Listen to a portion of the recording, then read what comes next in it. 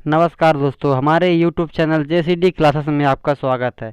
दोस्तों, आज हम क्लास 12th बायोलॉजी में से विटामिन के बारे में चर्चा करेंगे। दोस्तों, ये बहुत ही इम्पोर्टेंट क्वेश्चन है और यह परीक्षा की दृष्टि से महत्वपूर्ण भी है। ये परीक्षा में पूछ दिया जाता है MP बोर्ड की दृष्टि से।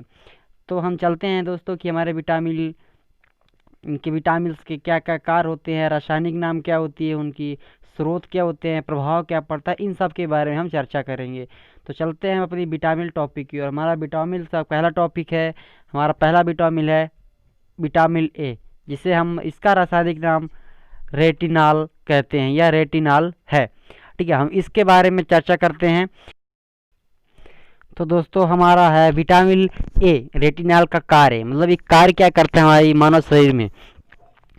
तो दोस्तों, कार्य है पहला वृद्धि करना, मतलब शरीर में वृद्धि करना। आँखों की निरोगता, मतलब दोस्तों जो आँखों में जो रोग होती है उसके दूर करता है। तो त्वचा और श्लेष्मा झिल्ली की कोशिकाओं में क्रियाओं के लिए आवश्यक है।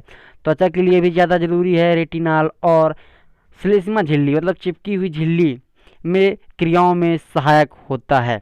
और ये दोस्तों स्रोत इसका क्या है, मतलब ये प्राप्त कहाँ कहाँ से हमें होता है, तो इसके बारे में चर्चा करते हैं। यह मछली की यकृत के तेल से, गुर्दा, फल, टमाटर, गाजर, मक्खन, अंडे की जर्दी आदि से प्राप्त होता है। अब हम इसके प्रभाव देख लेते हैं, हमारे शरीर में प्रभाव क्या क्या है। मतलब विटामिन ए की कमी से क्या क्या प्रभाव होता है। देखिए, वृद्धि रुकना, मतलब हमारे शरीर की वृद्धि रुक जाती है, सिंपल है। रतौंधी, मतलब विटामिन ए की कमी से रतौंधी रोग भी हो जाती है। ठीक है, और संक्रमणों के प्रति प्रभावी, मतलब विटामिन ए की कमी से कुछ संक्रमण रोग भी हमारे शरीर में आने का प्रवेश करते हैं। ठीक है, इससे और त्वचा और झिल्लियों में परिवर्तन आ जाना, मतलब विटामिन की कमी हो तो त्वचा झिल्लियाँ रूखीपन हो जाते हैं। और दोषपूर्ण दांत एवं तथा बीमारी, मतलब कुछ विटामिन ए की कमी से दांत की बीमारियां भी होती हैं। चलिए चलते हैं विटामिन बी के बारे में देखते हैं। दोस्तों, हमारा विटामिन बी है, दूसरा टॉपिक है विटामिन बी, उसके बारे में चर्चा करते हैं। विटामिन बी हमारा पहला है थायमीन। ठीक है, विटामिन B1 जिसे हम थायमीन के नाम से जानते हैं, इसका रासायनिक नाम थायमीन है। अब इसके क्या क्या कार्य हैं, ठीक है। तो वृद्धि इसका क्या क्या, तो शरीर में वृद्धि करता है, सिंपल है, हर एक विटामिन जो शरीर में वृद्धि करते हैं। और कार्बोहाइड्रेट उपापचय का नियंत्रण करता है, हृदय में उपयोगी है, तांत्रिकी और मांसपेशियों की सक्रियता के लिए आवश्यक है। ठीक है, मतलब इसके ये कार्य है, ये क्या क्या कार्य करता है। तो ठीक है, और इसके स्रोत क्या क्या है जान लेते हैं हम। स्रोत क्या है, बीज वाले अन्न, ठीक है, जैसे चारांकुरण वाला हो गया, ठीक है, और मांस हो गया, ठीक है, दूध हो गया, सोयाबीन, मुर्गा, अंकुरित अनाज, अंडा, ईस्ट आदि, इतने प्रकार से हम इसके। दोस्तों, तो हम विटामिन B1 मतलब थायमीन की कुछ प्रभाव जान लेते हैं, मतलब इसकी कमी से क्या क्या प्रभाव होगा हमारे शरीर में। ठीक है, तो हमारा है वृद्धि रुकना, मतलब उसकी कमी से शरीर की वृद्धि रुक सकती है। भूख और वजन घटना, मतलब विटामिन B1 की कमी से भूख भी कम लगती है और वजन भी हमारा धीरे धीरे घटता जाता है। और तांत्रिका विकास, मतलब देखो तंत्रिका में विकास, तो तंत्रिका तंत्र होती है, उसमें विकास की कमी आती जाती है। और एक बेरी बेरी नामक भी रोग हमारे शरीर में होता है। और थकान का होना, मतलब विटामिन B1 की कमी से हमारे शरीर में थकान की मात्रा ज़्यादा लगेगी, मतलब थकान हमें लगेगी। और पेट में खराबी आदि, मतलब पेट में खराबी भी, पाचन सही नहीं होगा तो पेट में खराबी भी रहेगी। और हम चलते हैं नेक्स्ट विटामिन के बारे में देखते हैं। दोस्तों, हमारा नेक्स्ट विटामिन है B2, जिसका रासायनिक नाम है राइबोफ्लेविन। ठीक है दोस्तों, इसका रासायनिक नाम राइबोफ्लोविन है। यह एग्जाम में कभी कभी पूछ देता है, B2 का रासायनिक नाम बताइए, विटामिन B2। ठीक है, इसके हम कार्य जान लेते हैं। कार्य इसका क्या क्या है, हमारे मानव शरीर में यह क्या क्या कार्य करता है। देखो, वृद्धि करता है, सिंपल है, हर एक विटामिन शरीर में वृद्धि करता है, तो ये भी विटामिन वृद्धि करता है। त्वचा और भूख की निरोगता, देखिए अब क्या है, त्वचा और भूख को यह हटाता है, मतलब इस विटामिन B2 को लेने से हमारे शरीर में भूख की मात्रा बढ़ती है। और मुख में जो निरोगता, मतलब मुख में जो रोग होता है वह रोग भी दूर होता है। और आँखों की सक्रियता, मतलब आँखों में सक्रियता बनी रहती है, मतलब अंधापन नहीं होता है। चलते हैं हम इसके स्रोत के बारे में देखते हैं, इसकी क्या क्या स्रोतें हैं। ठीक है, इसका स्रोत है पहला मांस, जैसे मछली का मांस हो गया, ठीक, और सोयाबीन, दूध, हरी सब्जियां या तरकारियां, अंडे और मुर्गा इत्यादि। ठीक, ये हमारे हो गए विटामिन B2 के स्रोत। अब इससे प्रभाव क्या क्या होता है, अगर हमारे शरीर में इसकी कमी हो जाए तो क्या क्या प्रभाव पड़ता है हमारे शरीर में। ठीक, तो इसके बारे में देखते हैं हम। वृद्धि को रोकना, मतलब कुछ हमारे शरीर की जो आंतरिक वृद्धि है उसको रोकता है। धुंधली दृष्टि का होना, मतलब साफ साफ दिखाई नहीं देता है, इससे किसके कारण, जीभे पर छाले पड़ना, हमारे जीभ में छाले भी पड़ सकते हैं विटामिन B2 की कमी से। असमय बुढ़ापा आ जाना, मतलब समय ना होने पर भी बुढ़ापा नजर आने लगना। और प्रकाश ना सह पाना आदि, जो मतलब कड़ी धूप की सहन शक्ति भी खो देते हैं विटामिन B2 की कमी से। अब हम दोस्तों चलते हैं अपने नेक्स्ट विटामिन की ओर, B3। दोस्तों हमारा विटामिन है B3, मतलब पेंटोथेनिक एसिड। ठीक है दोस्तों, हम पेंटोथेनिक एसिड B3 का रासायनिक नाम है, विटामिन B3 का रासायनिक नाम पेंटोथेनिक एसिड है। ये भी परीक्षा की दृष्टि से ही महत्वपूर्ण है। अब चलते हैं हम इसकी कार्य के बारे में। ठीक, इसकी क्या क्या कार्य होते हैं। तो ये कोएंजाइम ए तथा एसिटिका एसिटाइल कोलिन के संक्षेप के लिए आवश्यक है। देखिए अब इसको एक बार समझते हैं। कार्य क्या है, कोएंजाइम ए तथा एसिटाइल कोलिन के संश्लेषण के लिए आवश्यक है। हमारे शरीर में कोएंजाइम तथा एसिटाइकोलिन के लिए संश्लेषण करता है, इसका कार्य है। अब देखो ये मिलता कहाँ कहाँ से है, ईस्ट, मांस, जिगर, गुर्दा, अंडाशय आदि से। अब देखो ईस्ट हो गया खमीर, मांस हो गया मछली मांस, जिगर, गुर्दा, सब ये मुर्गा या मछली में पाए जाते हैं। दूध, अंडे, ये हमारे विटामिन B3 या पेंटाथेनिक एसिड के स्रोत हैं। अब इसके प्रभाव, अब देखिए क्या होता है प्रभाव, इससे क्या, इसकी कमी से क्या क्या प्रभाव होता है। तो प्रभाव पहला है हमारा मांसपेशियां में लकवा।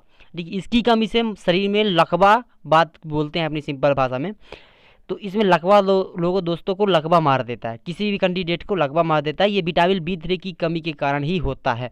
मतलब उसमें क्या प्रभाव पड़ता है कि व्यक्ति का हाथ पैर बढ़ जाना, सिकुड़ना, है ना, ये सब लकवा की पहचान है।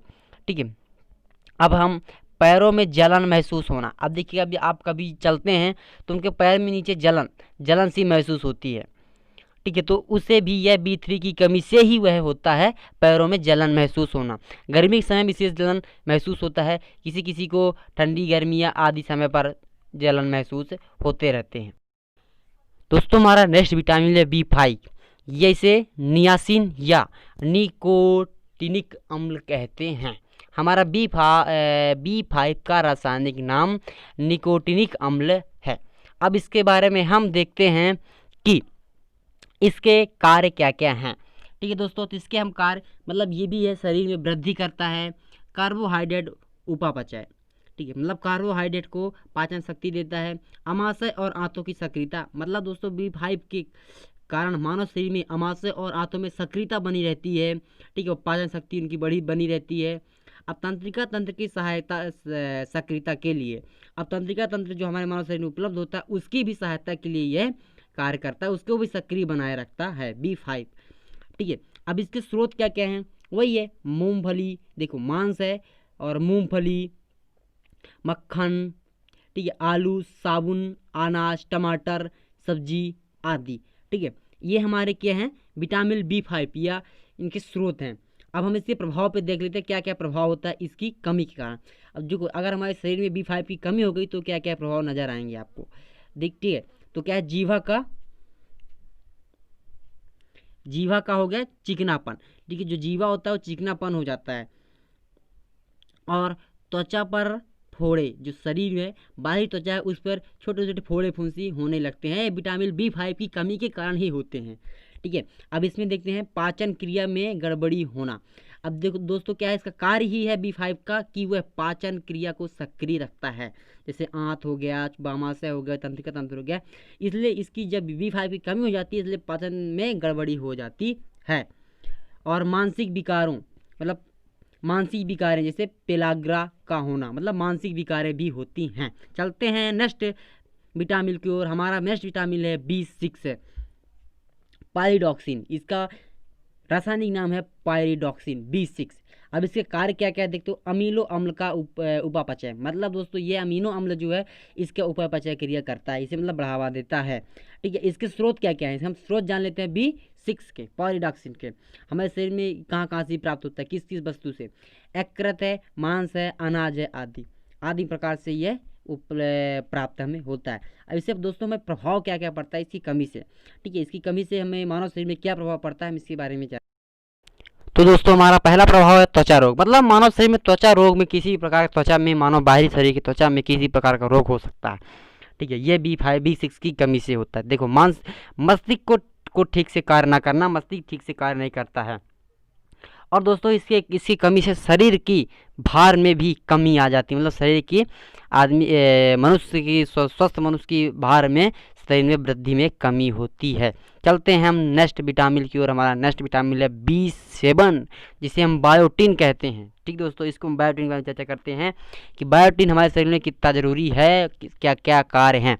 ऐसे कार्य देखते हैं। कार्बोहाइड्रेट का उपापचय, मतलब कार्बोहाइड्रेट को पाचन शक्ति देता है। ठीक है, और दूसरा है बालों त्वचा व बालों की रक्षा करना, मतलब दोस्तों त्वचा को भी रक्षा करता है, जो रूखा त्वचा नहीं होने देता है, तथा आपके सिर हेड में जो बाल होते हैं उनकी भी रक्षा करता है, जो झड़ने से इसे रोकता है। अब इसके कार्य देखते हैं अपन लोग। ठीक है, कार्य तो हो गया अपना कार्बोहाइड्रेट का पाचन, ठीक है, और त्वचा रोग व बालों का रक्षा करना। ठीक है दोस्तों, हम स्रोत के बारे में देखते हैं कि स्रोत हमें कहाँ कहाँ से ये प्राप्त होते हैं। तो इसके स्रोत हैं मांस, अंडा, यकृत और गिरीदार फल, दूध आदि, मतलब आदि प्रकार के इसके B7 यानी हमारा बायोटिन के स्रोत हैं। अब हम इसकी कमी से होने वाले हमारे शरीर में प्रभाव क्या क्या हैं उसके बारे में हम चर्चा करते हैं। ठीक है दोस्तों, लकवा, मतलब आप पहले भी विटामिन B6 में भी देख चुके हैं, लकवा इसकी कमी से होता है। इसकी भी कमी से कुछ मात्रा में लकवाएँ होती हैं। ठीक है, और पेट में, शरीर में दर्द, मतलब बॉडी में जो दर्द उत्पन्न होता है तो B7 की कमी से ही होता है। बालों का गिरना तथा वृद्धि में कमी होनी आदि। तो दोस्तों ये बालों का गिरना तथा वृद्धि में कमी आ जाती है B7, विटामिन B7 की कमी से ही। अब हम देखते हैं नेक्स्ट, हमारा नेक्स्ट विटामिन है B9, जिसे हम इसकी रासायनिक नाम से जानते हैं फोलिक अम्ल विटामिन B9 का रासायनिक नाम है। अब इसके कार्य जान लेते हैं, हमारे शरीर में कार्य क्या करता है मानव शरीर में। ठीक है, रुधिर कोशिकाओं का निर्माण तथा न्यूक्लिक अम्ल में उपापचय में सहायक।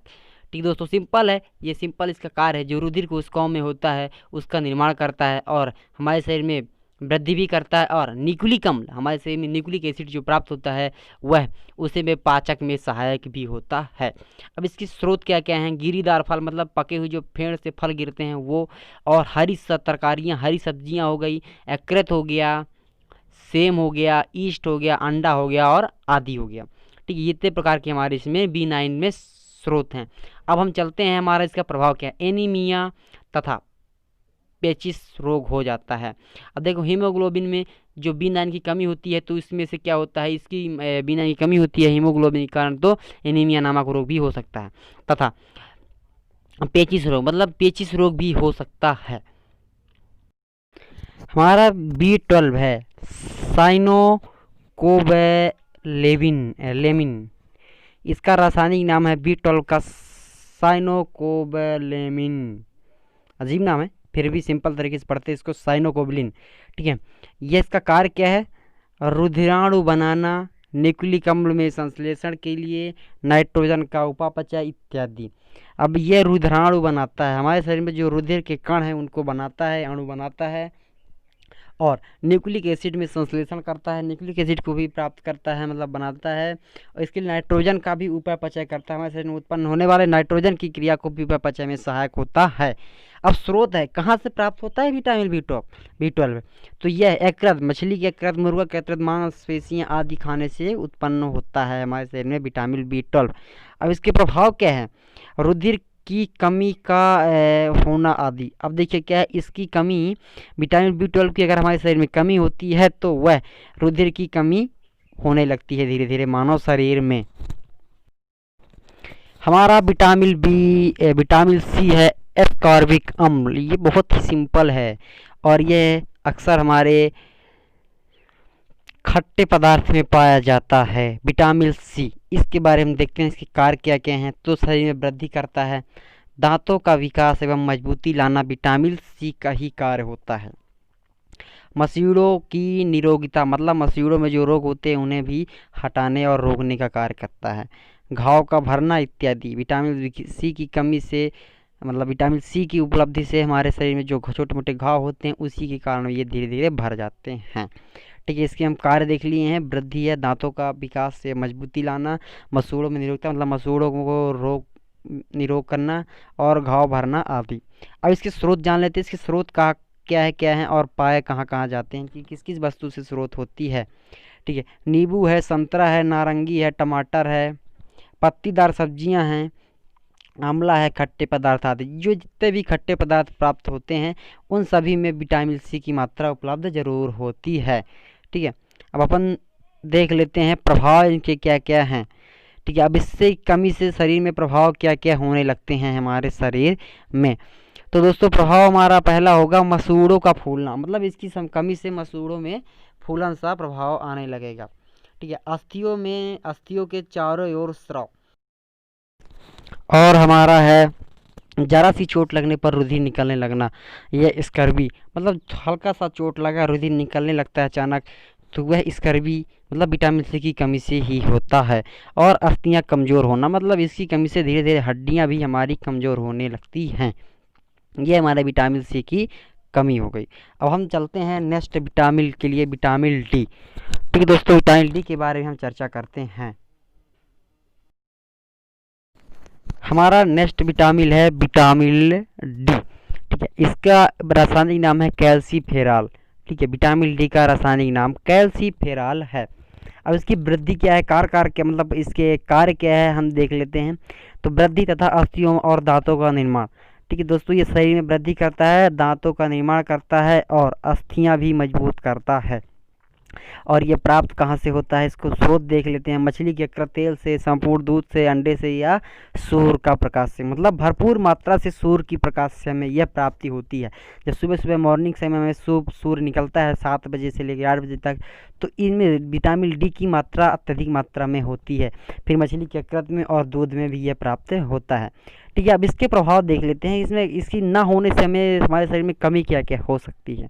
ठीक है, तो रिकेट्स, सूखा रोग, मतलब मनुष्य का सूखा रोग भी हो सकता है, रिकेट्स हो सकते हैं, कमज़ोर दांत हो सकते हैं, मतलब कमज़ोर दांत जो हमारे कमज़ोर हो सकते हैं। ठीक है, इसी कमी से कमज़ोर दांत हो जाएंगे। और दांतों में विभिन्न प्रकार के रोग भी होंगे, दांतों का रोग हो जाएगा। ठीक, दांतों का सड़ना हो जाएगा, दांतों में सड़न सा होने लगता है, यह विटामिन डी की कमी से ही है। तो कैल्सीफेरॉल मतलब दांतों पे कैल्शियम, जो हमारे दांत कैल्शियम से बने होते हैं, तो दांत की कमी से सड़न होने लगे, कैल्शियम की कमी से ही दांतों में सड़न होने लगता है और दांत की मजबूती नहीं रह पाती आदि। हम अब नेक्स्ट चलते हैं, हमारा विटामिन है, नेक्स्ट विटामिन है हमारा ई, विटामिन ई, जिसका नाम रासायनिक नाम है टोकोफेरॉल। विटामिन ई का रासायनिक नाम टोकोफेरॉल है। कार्य, सामान्य इसका कार्य क्या क्या है, ये सामान्य जनन, मतलब दोस्तों जो हमारे मानव शरीर में जनन होती है उसके कार्य में संपन्न होता है। स्रोत इससे क्या क्या है, पत्तीदार सब्जियां हैं, दूध है, मक्खन है, अंकुरित गेहूं है, वनस्पति तेल है आदि। मतलब सब्जीदार है, पत्तीदार सब्जियां हो गए है ना, जैसे पालक हो गया, पात गोभी हो गया आदि पत्तीदार सब्जियां ले लीजिए। दूध है, मक्खन है, अंकुरित गेहूं है, गेहूं को आप गीला कर दीजिए, 2-3 दिन बाद वो अंकुरित हो जाएगा, अंकुरित गेहूं है। वनस्पति तेल ले लीजिए, है ना आदि। अब प्रभाव क्या होता है, जनन शक्ति का कम होना, मतलब दोस्तों जनन शक्ति में कमी होती है ये विटामिन ए की कमी से। अब हम चलते हैं हमारा नेक्स्ट विटामिन की ओर बारे में चर्चा करते हैं। हमारा नेक्स्ट विटामिन है विटामिन के, इसके बारे में हम देखे ले रहे हैं। हमारा विटामिन है के, जिसका रासायनिक नाम है फिलोक्विनोन, मतलब रासायनिक नाम इसका फिलोक्विनोन है। इसका कार्य क्या क्या है मानव शरीर में, तो देखो रुधिर के समान थक्का जमाना। ठीक है, जो विटामिन के का कार्य है रुधिर में थक्का जमाने का कार्य करता है। यकृत की सामान्य क्रियाओं के लिए है, जो जो यकृत होता है उनमें सामान्य क्रियाओं के लिए सहायक होता है। ठीक है, अब इस स्रोत का क्या है, इसके स्रोत जान लेते हैं। तो हरी सब्जियां हो गया, सोयाबीन हो गया, ठीक है, टमाटर हो गए, आंतों में जीवाणु संश्लेषण आदि। अब ये प्रभाव क्या क्या पड़ता है इसमें से मानव शरीर में, तो रुधिर का प्रभाव, ठीक है। रुधिर का स्राव मतलब देखिए विटामिन के की कमी से अगर आपके शरीर में विटामिन के नहीं है तो आपका रुधिर का स्राव नहीं रुकेगा, मतलब रुधिर आपका बहता रहेगा।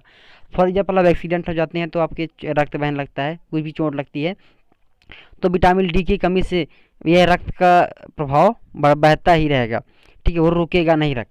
और अगर विटामिन आपके विटामिन के आपके शरीर में उपलब्ध है तो आसानी से वह धीरे धीरे कुछ समय में विटामिन के की सहायता से वह रक्त का थक्का जमा लेगा। और ऐठन है मतलब विटामिन के की कमी से ऐठन मतलब शरीर देखिए कभी कभी शरीर किसी का मतलब ऐठन हो जाता है, जिधर लटका दो उधर ही फंसा रहता है, ठीक है। हम धन्यवाद दोस्तों, हमारे जेएसडी क्लासेस में आपका स्वागत है। ऐसे ऐसी वीडियो के लिए हमारे साथ जुड़ रहिए जेएसडी क्लासेस के साथ।